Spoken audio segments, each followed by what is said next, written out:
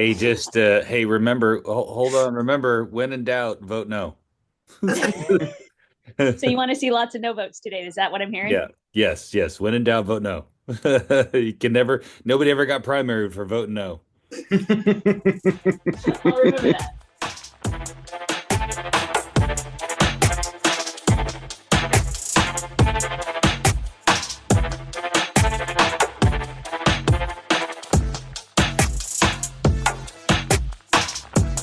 It's gonna ruin the beginning. I had a great beginning there that I recorded on, and now you just ruined it for me.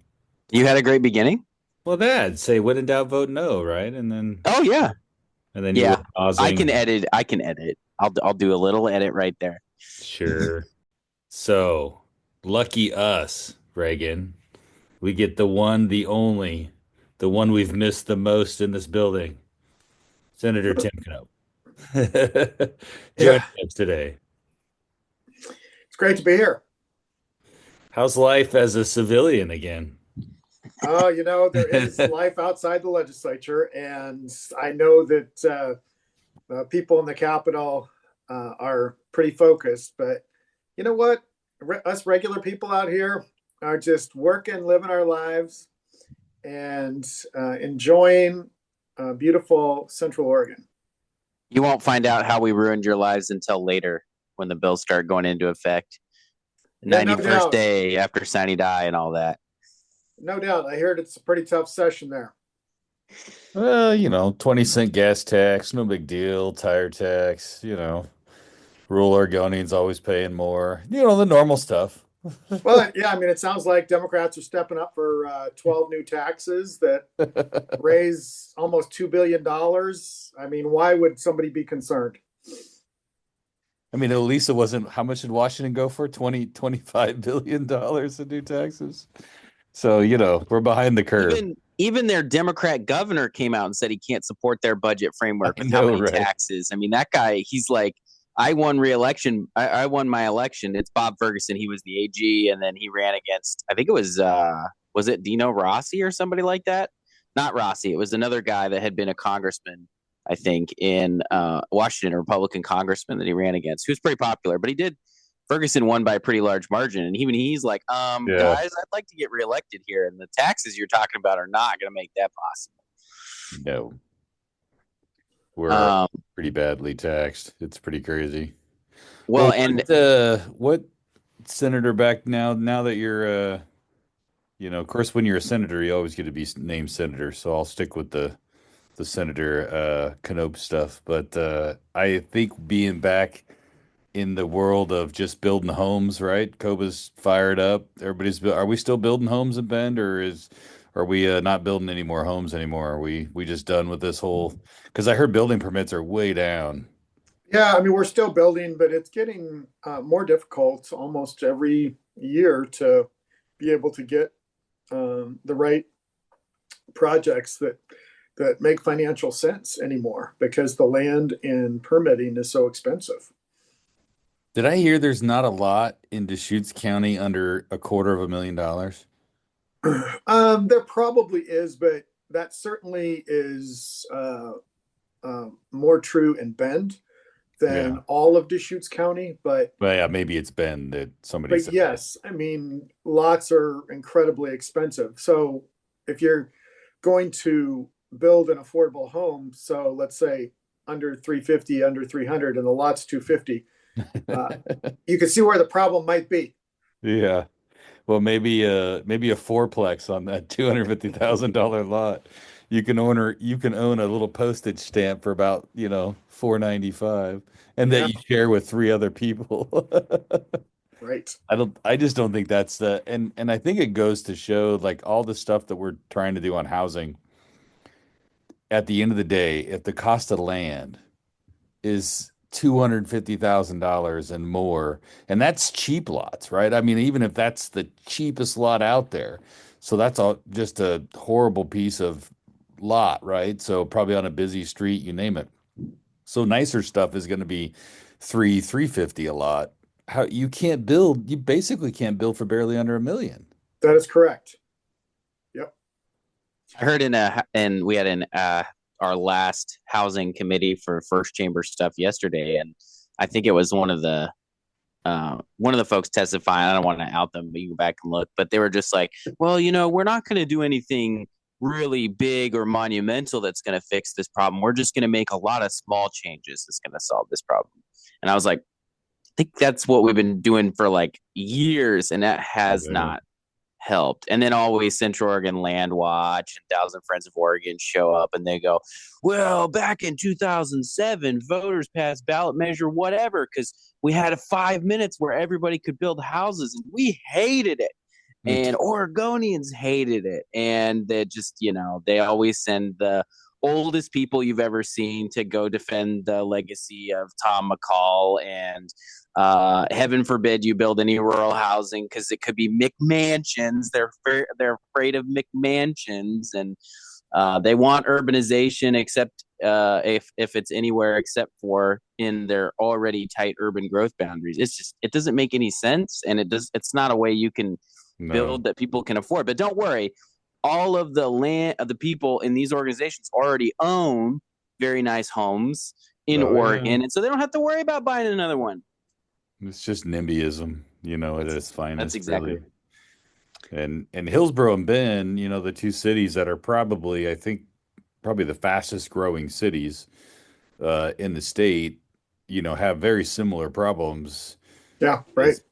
And at least Bend, I think, doesn't have the Portland problem that Hillsborough has. So, and Metro, which is a whole nother layer that just destroys, Hillsborough but you got to have buildable lands. And at least in Bend, I think we can kind of keep going east pretty far, but we're, now it's moving to, we don't have water, but there's so much water underneath the ground there in Central Oregon. We just need to cut those juniper trees and we'll have all the water we want. So, yeah, I think even if you don't cut the juniper trees, you still have the water. But I do believe that the scrub brush junipers need to be taken care of because they suck 30 gallons a day, I think is the number I heard, of water. And that's so significant. And of course, it is an invasive species to the area. So, you look at pictures from way back 150 years ago, most of those trees did not exist. We've got a bill for that. We're going to keep our juniper program running, House Bill 3135, and then who knows what could happen in the interim with junipers. I bet the pro juniper lobby better buckle up. We're coming for them.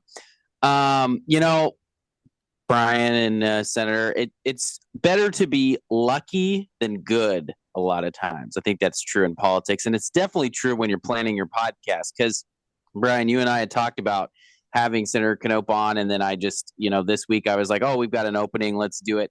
And then on Tuesday, so I think that was Monday, Tuesday, we get an email.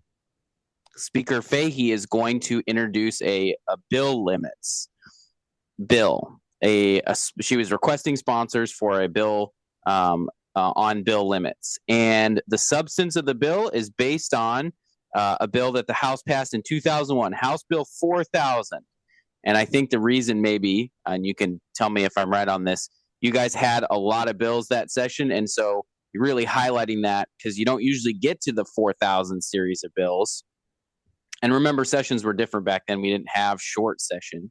I don't think. I think you just had the one session, right? So in short session, normally they save the 4000 series of bills for any short session bills in the House. But we're almost at risk of having to jump the 4000 series and then skip the 5000, which is budget bills. And so the House bills would start in the 6000s, the clerk was telling me, which I don't know if that's ever happened before.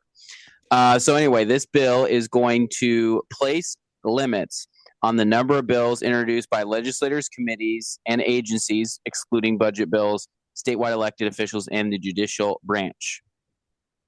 It has an interesting provision that allows legislators to receive an additional bill if a bill they introduce passes off their chamber's floor. We use the exact same limits language in the bill with two exceptions.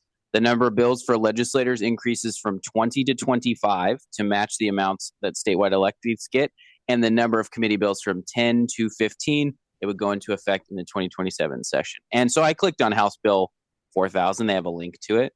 And sponsored by Representative Knopp, Representatives Gerard Krieger Krupp, Monis Anderson, Tomei C. Walker, Zahner.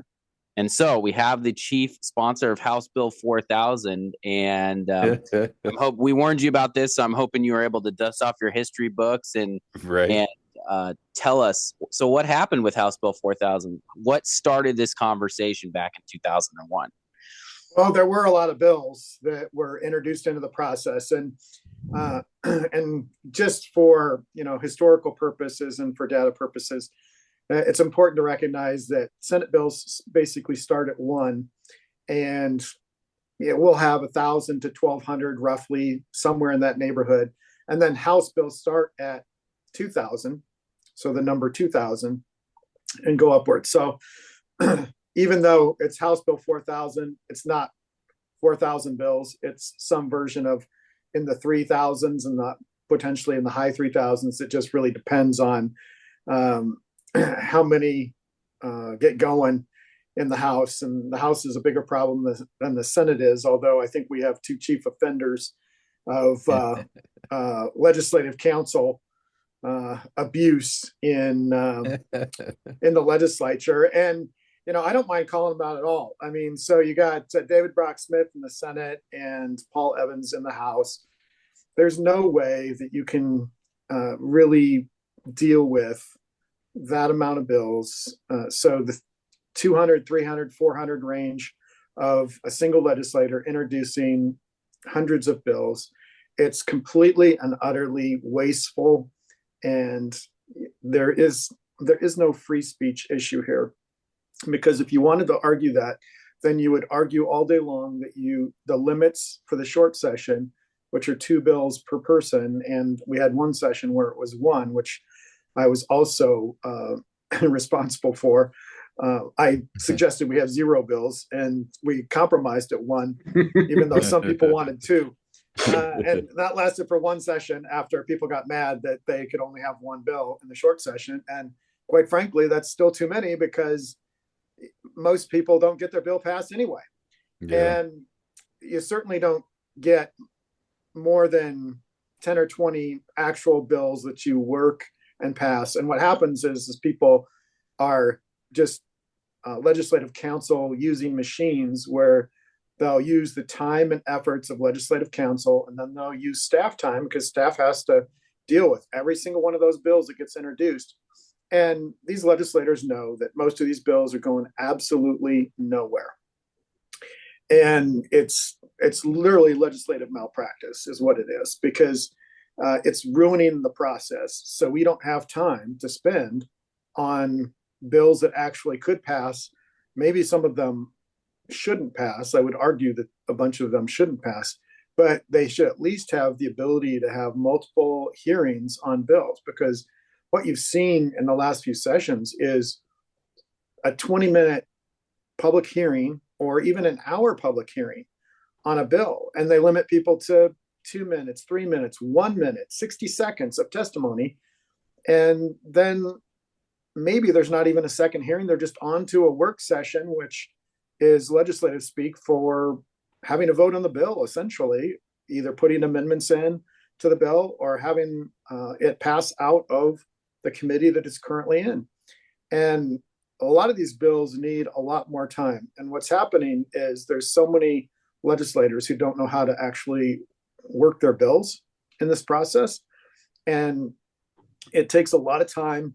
You typically have to work in the interim with constituents and stakeholders and try to, get to the bottom line of what is doable and what's going to happen, what people would like to see in a bill.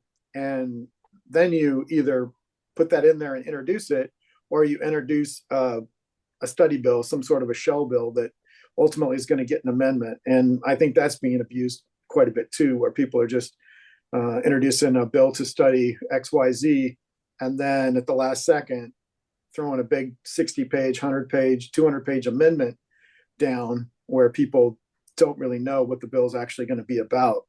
So back in 2001, we just decided we're going to try to deal with it. And so my office, I think I was deputy leader that session in the House, and I put together a bill and limited people to 20 legislators to 20 bills. And we got that to the House floor.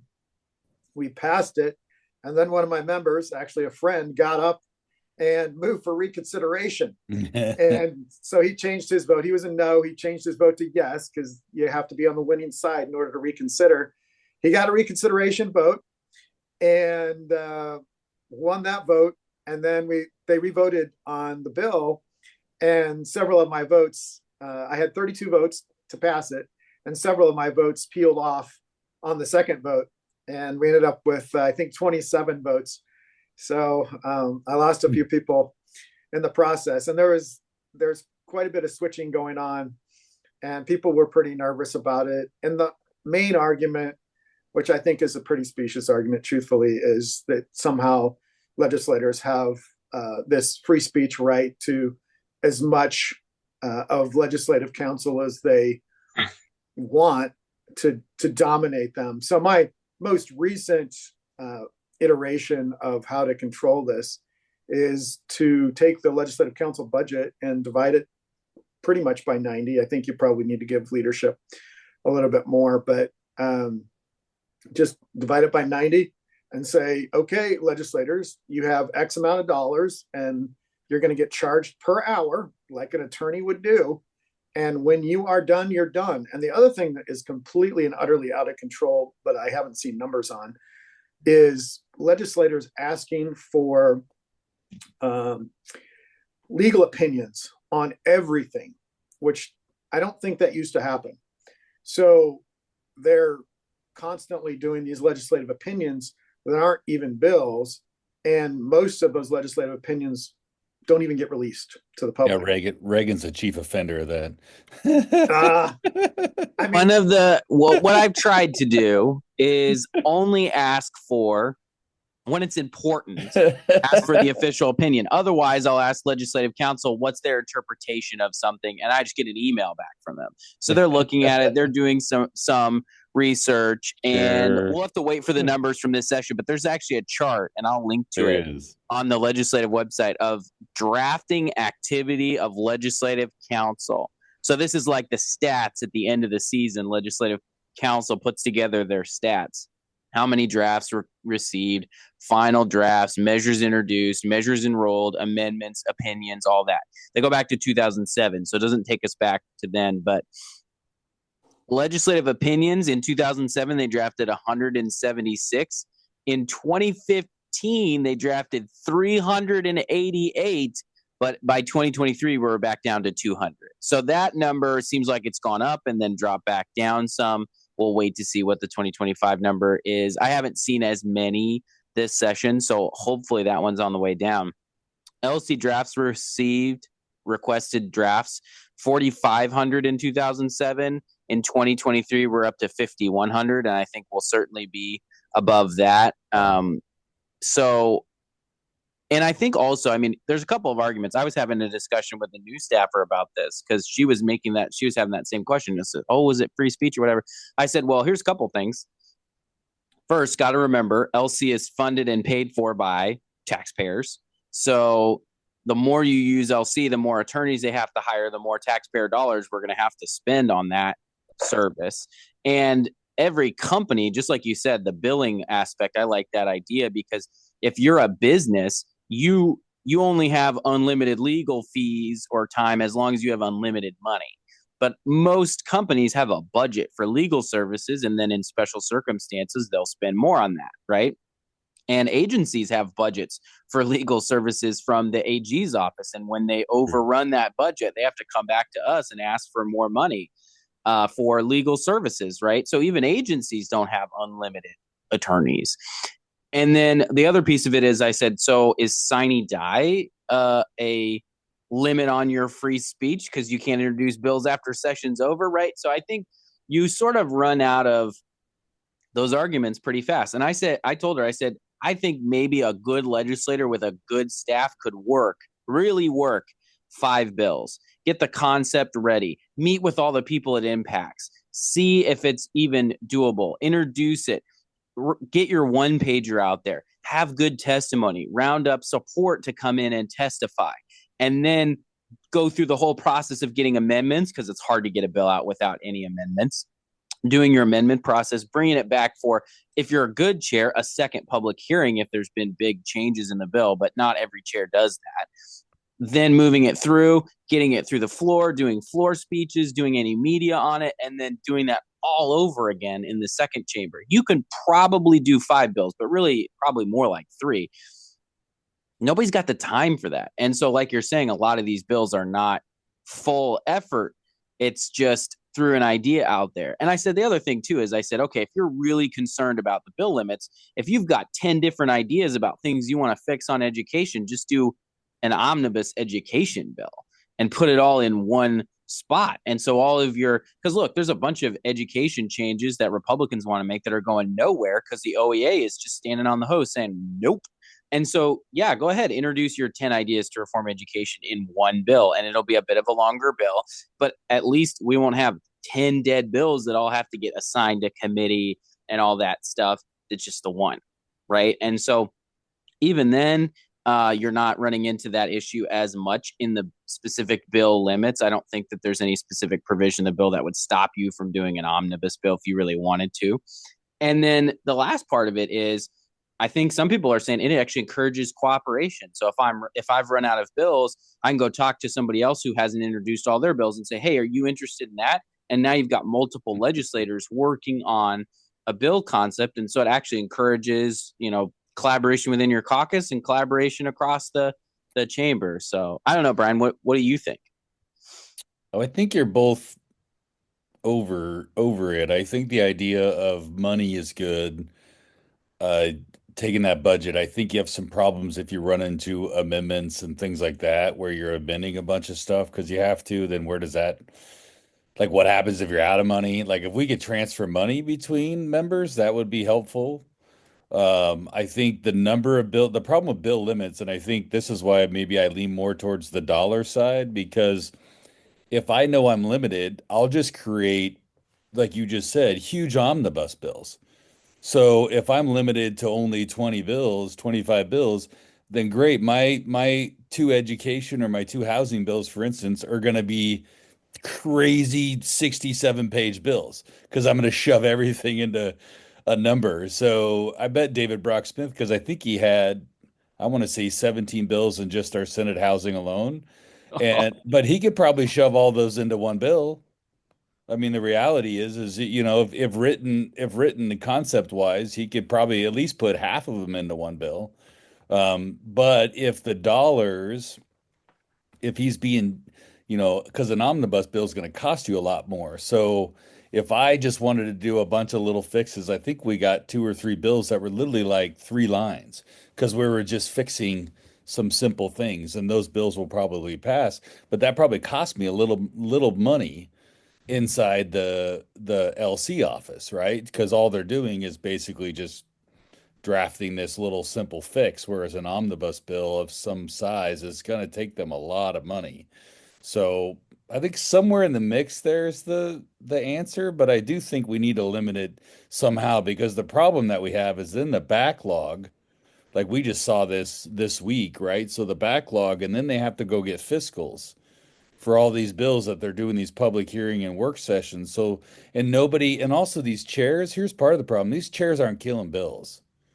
These chairs need to kill bills, but because they're all getting fiscals and all this sort of stuff to get work sessions, and then they're just referring them to Ways and Means because they don't want to upset their friend, or they're sending them to Finance and Revenue because they don't want to upset their friend.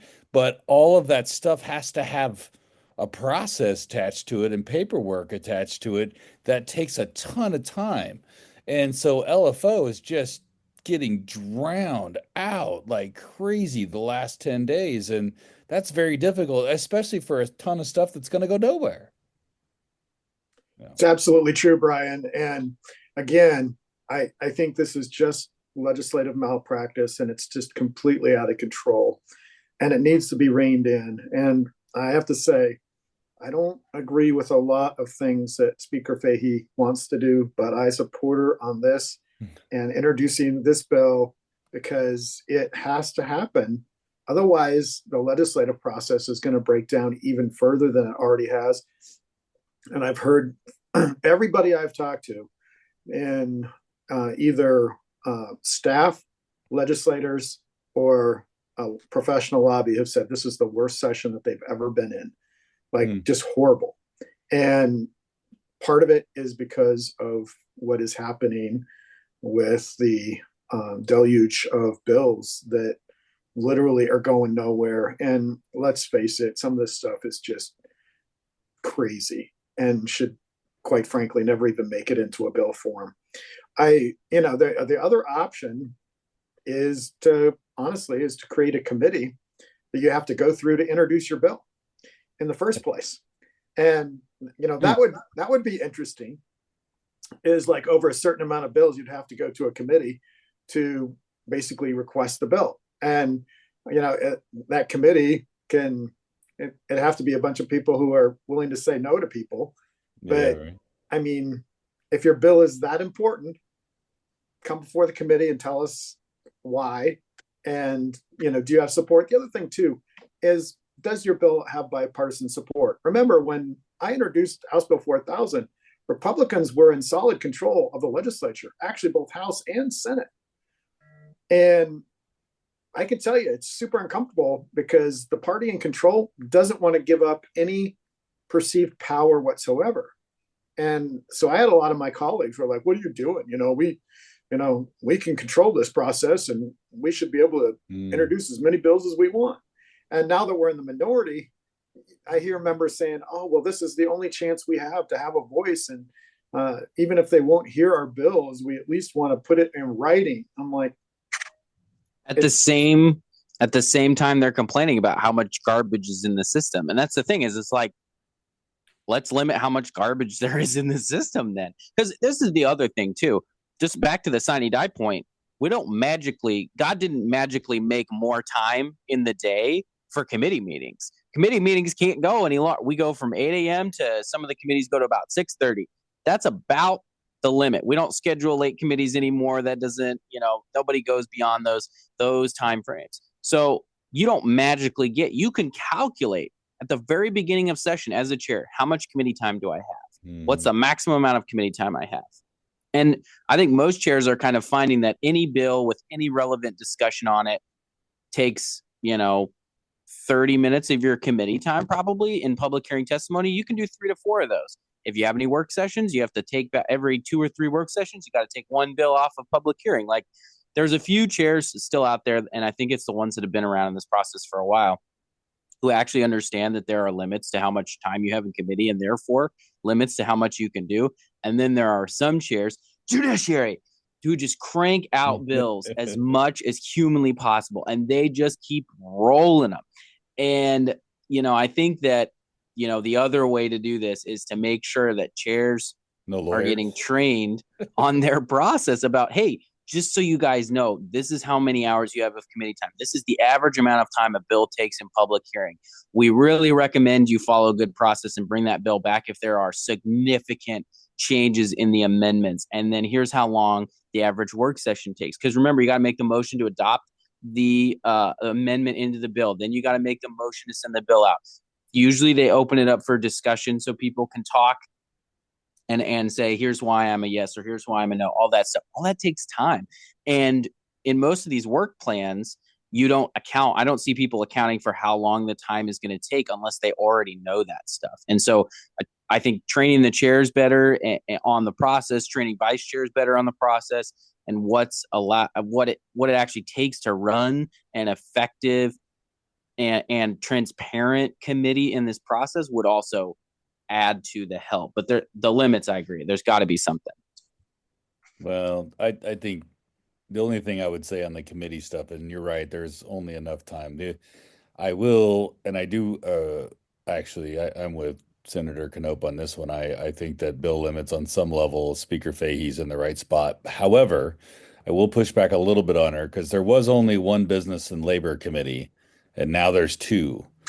So she created a little bit of the problem because Rep Sosa is just turning out, liability bills like crazy out of some of those committees. So, and now you have two business and labor committees. So when you just start creating more committees, you're kind of creating more problems. And I think we do have to limit also the number of committees that are out there and just really kind of because Congress passes what, 10 bills a year? I mean, if you don't count budget bills, I mean, Congress doesn't pass a lot of policy bills. And I really, the changes, ripple through and it takes years to make those changes. I think their education guys, I was talking to some people in education, like the superintendents are saying, we're still working on trying to catch up with making sure we're putting the right light bulbs in our buildings, right? That the law that was passed in 21 or whatever that fluorescent light bill thing was. I mean, there's so much policy that they haven't even caught up with, like actually implementing. And we see that with the budget stuff, that there's tons of policy stuff that programs and things that were forced to be set up that aren't even stood up yet. And I do think limiting it, we just got to make sure that we're doing it the right way that doesn't limit our ability as the minority to kind of have those conversations. But I think starting with just the bill limit is a good place to start because you can always change it later if it's a horrible idea. But I love ideas and you got to start with ideas and we got to try it. So let's try it. Yeah, I mean, so it's dealt with through the rules for the short session, and it could be dealt with through the rules, but you obviously have to still get that same group of people, Yeah. House members and Senate members, to agree to limit themselves, and they don't want to, but they're literally wrecking the process. Yeah. So it's going to happen, and there are financial limits, and as you said, with fiscal, with legislative council, with revenue, the legislative revenue office, there's fiscal limits on just what they can do and how much work they can put out. Yeah, really is. And we want that work to be quality work, and it has been, but it's gonna go downhill if they have to put out all these fiscals and revenue projections for bills that are literally going to go nowhere. The other thing that has happened, it seems like a lot more, is the same bill being introduced in the House and in the Senate. And yep. I think that is also causing a bit of a log jam. I don't know why people started doing that. Back when I was in the legislature, I do not remember that happening very often. And now it seems like it's happening all the time now. And so I think that would also help to soften up that's a good idea. The ability for chairs and for a chamber to deal with the subject and then move it along. Did she also limit committee bills, because that's the committee chairs can do legislative malpractice in their own committees by, which we've seen this year is just a slew of study bills that are just placeholders for the committee chairs. And I think we got to limit that too, because these committee chairs, like you just said, Reagan, judiciary. Yeah, my bill had a limit on committee bills. I don't know what Fahey's is. This one does too. Number of committee bills would be 15, which is a lot of bills. Yeah. That's a lot of bills. But that's better. It's good. And then I also limited agency bills. So from the executive branch, I think we started at 400 and settled on 100, and that 100 maybe too few for the executive branch, but hey, this is the legislative process. And if the executive branch wants to come to the legislature, they should be working with, quite frankly, a legislator if they want a concept done anyway. So Thatcher has a bill to do that in the Senate that I think is being considered in rules right now. Actually, Brian, I don't have the number of that in front of me. I'm going to look for it. But I think Thatcher has a bill that literally says the executive branch, the judicial branch gets no bills. You have to work with the legislator, which I think is kind of, the kids would call it what? Based. That's a kind of a based opinion right there. Yeah. But I think you talk about, I think about, we had the thing for, Senate President Courtney, and he was really big on, and one of the things that was highlighted in his celebration of life was the fact that he was really big on bringing the legislature back to being a co-equal branch with the the governor's branch. I think he was less concerned about the judicial branch, but more definitely online with the executive branch. And if you say the executive branch can't introduce a bill unless they work with the legislature, I think that really does push you back up into being a lot more effective and more on par, because now they have to actually come ask for it instead of just being able to introduce a bill and try to shuffle it through. And I don't think this legislature necessarily sits around and going, hey, I think we want, we don't like the governor, we don't like her bills. They want to consider them. They're willing to consider the governor's bills. It's kind of a professional courtesy, but it shouldn't be automatic, I think, is sort of the point. So I agree with that. Yeah, I don't need to give the governor much of anything, but she should have some priority bills that, are focused in on maybe what her priorities are, right? But there shouldn't be unlimited by any means. Yeah, and I do think one of the things that I think Governor Kotek, I haven't seen nearly as many agency bills as in past. She's really brought that down and limited it to some really core concepts for, I only see a couple of bills per agency, honestly, 2 or 3. It seems like they've really scaled down how many bills they're coming for. And this is now her second half of her term. So we've done 2 of these, and I think that's been true in both. So, well, another way to limit bill introduction, I suppose, might be to put term limits on the people who are introducing the bills. Potentially, I guess, if you've got an offender and they can only serve so many times and then they're out, then they're not in the legislative process to introduce all those bills. And so, Senator, we're going to test your memory right now against AI. So I pulled up Microsoft Copilot, which is sort of like ChatGPT, and I said, what is the history of term limits in Oregon? And so here's what it spit out, and you're going to have to tell me if this is accurate or not. 1992, Oregon voters approved Ballot Measure 3, which enacted strict term limits for legislators, congressmen, and statewide office holders. It was one of the strictest term limit laws in the U.S., and specifically, it looks like it was 6-year maximum in each chamber, 12 years total across House and Senate, which doesn't make sense because our Senate terms are 4 years. So I think it got something wrong there. But and then 1995, U.S. Supreme Court ruling federal term limits from Measure 3. 2002, Oregon Supreme Court strikes down the remaining state level term limits on procedural grounds. And then there were a couple of attempts to bring it back, including Oregon Measure 45 in 2006, which was defeated by voters with 58% voting against. So, yeah, that does sound about right. And I've been a term limit supporter, and I supported them back in '94, and I continue to support them. I think the important thing is that we give other people a chance. These are not positions where you should spend your entire lifetime in the legislature or in Congress. We have term limits on president, and so there's no reason you can't have term limits on Congress either. But I was in the legislature and I was term limited, and that term limit was removed I think it was the summer of 2002. And that was what, quite frankly, allowed me to become majority leader, because I had one more term left. So the 03 session would have been my last term. Turned out it was my last term because I term limited myself. But the caucus probably would not have elected somebody who was going into their last term. It's a much harder argument to make. It's like, if you're not going to be there, going forward, then why would we put you in there as majority leader? But anyway, I think we do need to have term limits.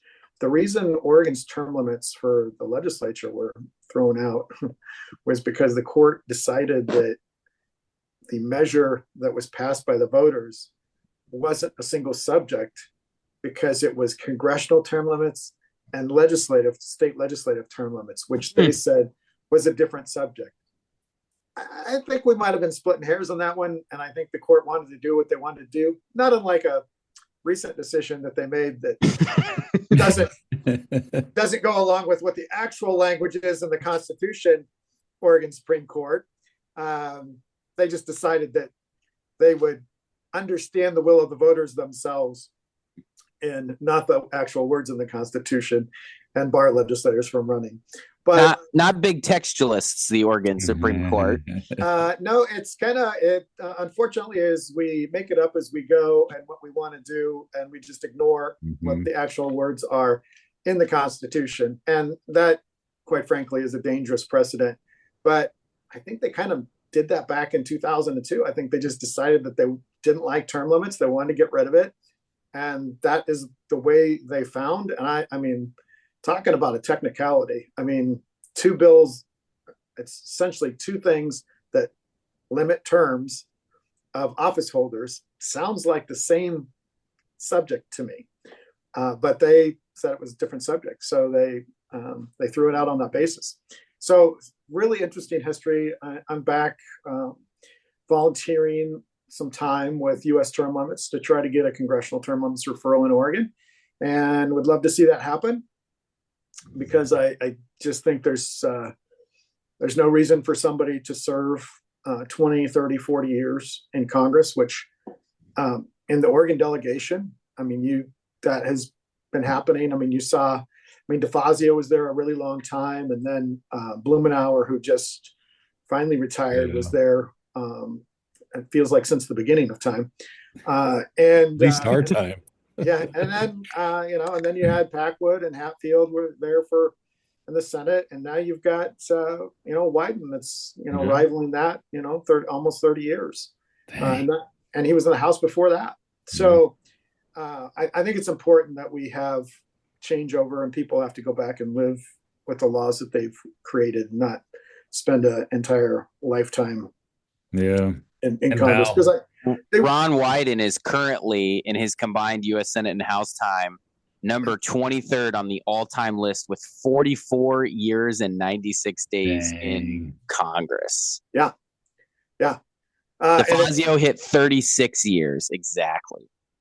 And it is shocking how that almost 45 years in office only puts you, what did you say, 23rd? 23rd. 23rd on the list. I mean, good grief, man. See, he's going for Strom Thurmond's record. Yeah. I remember meeting Strom Thurmond at the 1996 Republican National Convention in San Diego. He was a really nice guy and super old at that time. He lasted a few more years, and I think some people should retire before they essentially are allowing their staff to be the congressman or the senator, because that is the danger. And of course, we just saw that with a presidency where Joe Biden really wasn't the president. He wasn't making the decisions that were needed to be made on a daily basis. Those were staff people, and quite frankly, Joe Biden, who had more influence than the president did. And all that information is now starting to come out into the public. And we lived through an incredibly dangerous time where people literally were fraudulently saying that he was just fine, there was no problem, and that he was actually, coherent, and, his mental health was good. Turns out absolute complete opposite. And now we're finding out about that. And that happens in Congress too, where they get into, their upper ages and they have memory issues and Alzheimer's. And there's been numerous examples of that. And I'm not suggesting an age limit. I'm just suggesting a term limit, because it's a difficult and stressful job.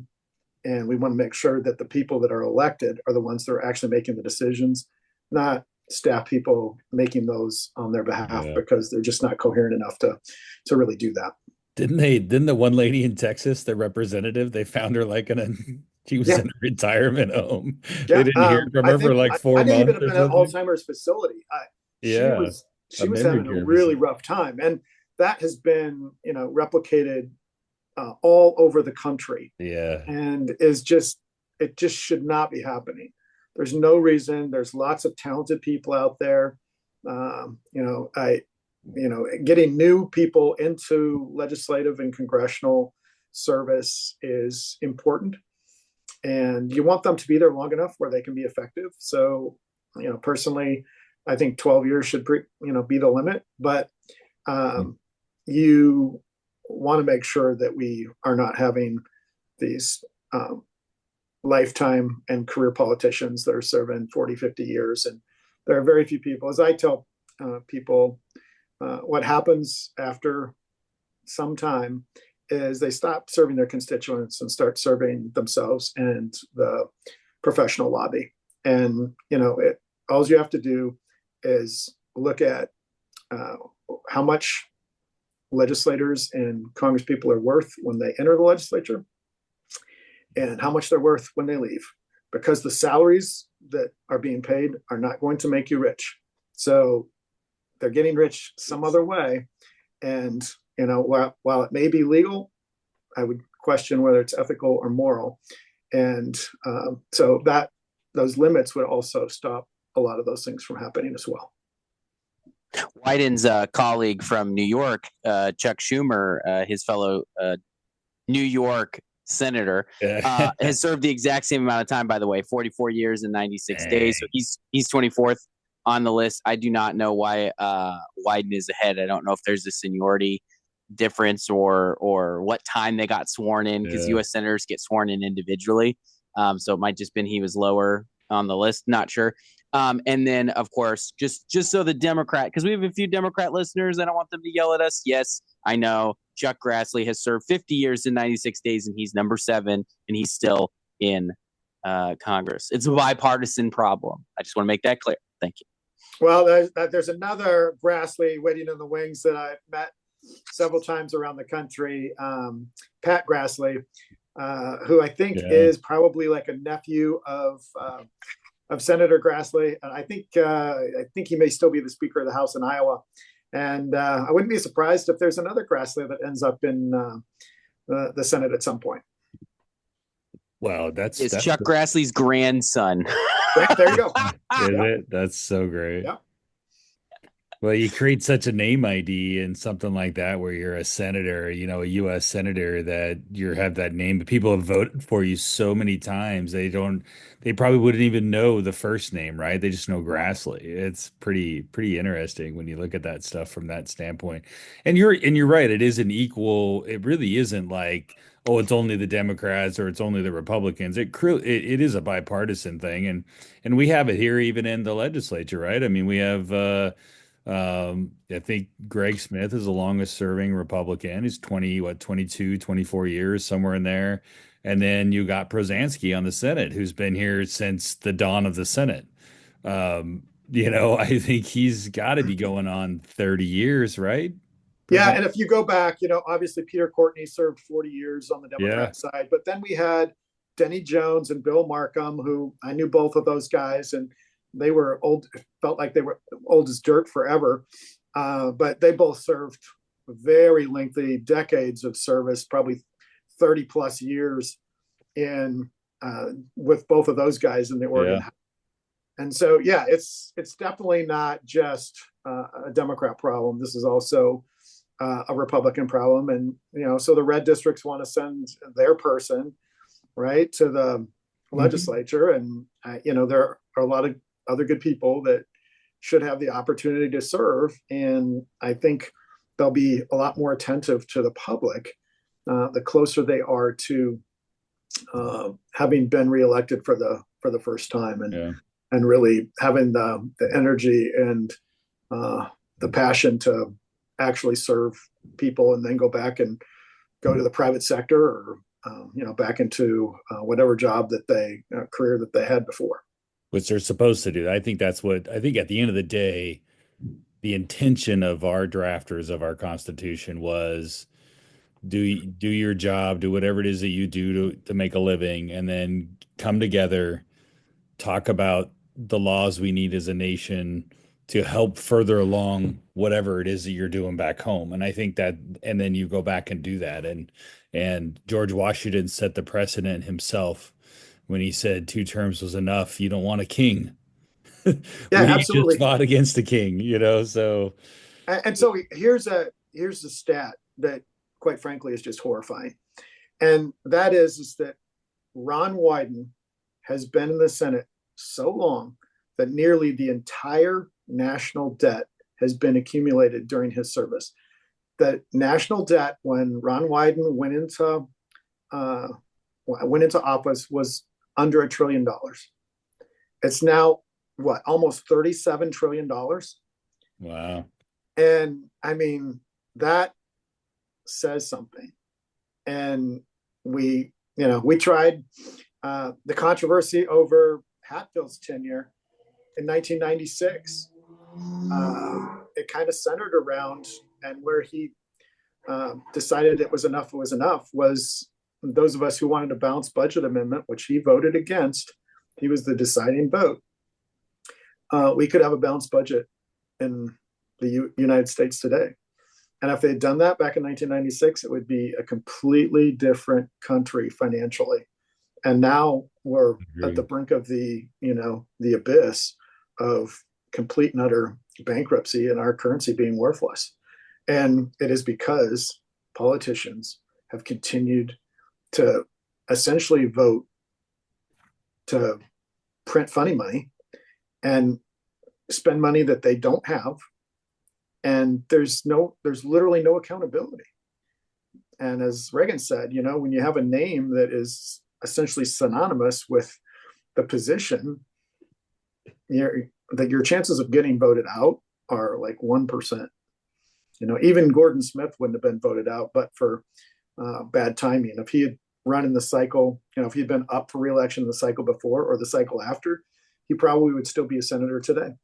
But he came up in the Obama wave, and out he went. And Merkley takes over.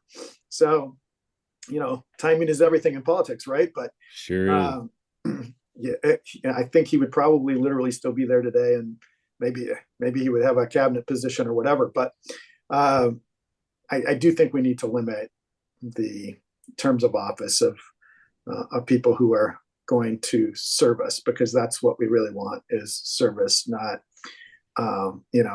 electing basically what amounts to a ruling class when you have these people who have been there 20, 30, 40 plus years and have the ability to essentially manipulate the process through the fact that they aren't, they're not getting challenged in the way they need to be challenged. And that's not healthy for our constitutional republic. Some people are a little confused. They think we have a straight democracy, and we do not. We have a constitutional republic, and we elect people to represent us. And we want to make sure that they are continuing to do that in a way that honors our Constitution.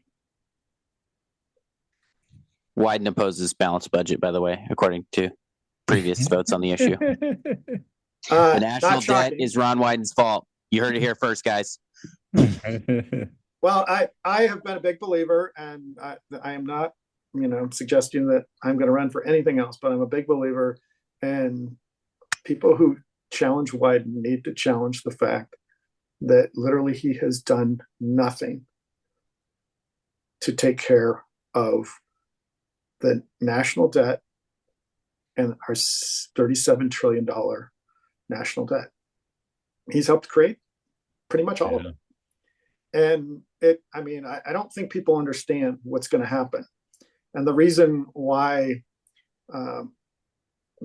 that people are trying to cut back, Republicans are trying to cut back on the size and scope of government right now, is there's literally no choice. It's like we become a banana republic and our money becomes worthless, and there's only two ways out. And that's to inflate the dollar and make it completely worthless, or to basically tax everyone at about 90%. And we know how effective either one of those are going to be. And you don't have to look very far. You can look at Venezuela or some of these other countries that have had massive inflation and what that does to them. And so Republicans are trying to get control of inflation because the national debt is driving some of that inflation now. And the handouts of trillions of dollars during the COVID era, which is, those dollars are coming to an end. And you've seen that that President and others have announced that they're trying to get some of that money back and, back into the government to not spend it. Those things are important and need to happen, because if you don't reduce the size and scope of the federal government and balance that budget, there is going to be so much pain. I don't think people even understand what that's going to look like, but it will be far greater than you would ever could imagine. It could be the downfall of our nation. It really will. It'll be the end of the country. And, that isn't, crying wolf in the wilderness. It's like, you cannot keep spending more than you earn. So more than the revenue that you have for unlimited amounts of time. If you're a company or you're an individual, it's called bankruptcy. And you literally lose everything you have. And when it's a country, it's a whole lot more complicated. And when you're the richest superpower in the world, it's even more complicated. But I can tell you that for the average person, the pain is going to be incredibly difficult, and a lot of people will have trouble surviving it, honestly. And that's what's happened in other countries where they've gone this route. So we absolutely just cannot go down this road, keep going down this road and whistle through the graveyard and expect that everything's going to be just fine. And that's why you have to balance the budget, and you have to start paying down that national debt. And there's ways to do it, but it's just easier to keep voting for either budgets or not vote on budgets at all, and just vote on continuing resolutions that just continue to go along the merry way and spend money that we don't have. And we've got to fix it.